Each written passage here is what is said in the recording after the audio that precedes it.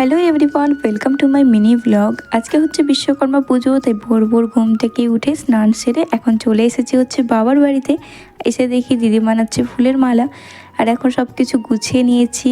তো এখন দেখো ঠাকুরমশাই চলে এসেছে, তো পুজো কমপ্লিট হয়ে গেল এখন। আর তাই আমরা একটুখানি ছবি তুলছিলাম, আর তারপরে তো এখন আমার বরের বাইকটাকে পুজো দিচ্ছিলাম। তো পুজো টুজো দেওয়ার পরে এখানে ফল টলগুলো সব কেটে নিয়েছি ভালোভাবে, আর সবাইকে দেওয়া হয়েছে। তো এখানে বরকে মাকে দিলাম, মানে পাড়াতে সবাইকে, বাড়িতে সবাইকে দেওয়ার পরে এখন আমরা চারজনে বসেছি ফল খেতে। বাবা যেহেতু দোকানে রয়েছে, বাবাকে মা দিয়ে এসেছে। আর এখন বাবা বাজার থেকে এনে দিল হচ্ছে এই যে দেখো ঘুগনি আর পুরি। তো এটা কিন্তু সম্পূর্ণ নিরামিষ, যেহেতু আজকে সারাদিন নিরামিষ খাবো, তো সেই কারণে এটা নিরামিষই এনেছিল। তো এখন খাওয়া দাওয়া করে নিয়েছি, আর তারপরে আমি, দিদি আর বর তিনজনে মিলে বেরিয়ে পড়লাম হচ্ছে শপিং করতে যাওয়ার জন্য। তো বাবার বাড়ি থেকে টাকা দিয়েছিল, তো সেই টাকা দিয়ে আজকে শপিং করতে যাব। তো চলো এখন যাওয়া যাক। তো প্রথমে তো চলে এসেছি এম বাজারে। তো এই যে আমার বড় চলে এলো, তো দেখা যাক এখানে কেমন কি কালেকশান রয়েছে।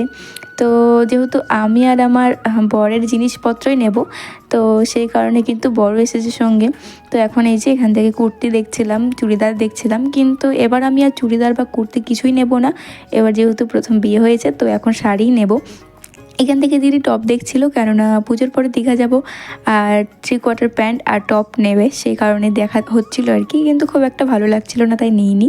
আর দামটাও একটু বেশি ছিল। তারপরে চলে এলাম বরের জন্য ওখানে কিছু জিনিসপত্র নিতে।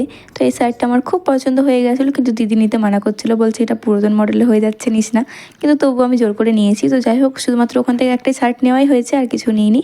তো একটা শার্ট নিয়ে বেরিয়ে যাচ্ছিলাম, তো একজন বলল যে এখানে কুপনের ব্যবস্থা রয়েছে। তো কুপন কেটে ওখানে নাম, ফোন নাম্বার এগুলো লিখে দিলাম, জানি না কিছু পাবো কি পাবো না। তো তারপরে চলে এলাম হচ্ছে আগরওয়ালাতে। এখানে কিন্তু খুব সুন্দর সুন্দর সুতির শাড়ি বিক্রি হচ্ছিলো, তাই আমি একটা শাড়ি নিয়েছি। তো তারপরে চলে এলাম হচ্ছে সিল্কের শাড়ি নেওয়ার জন্য। তো এই যে এখন দেখো সিল্কের শাড়ি দেখছিলাম।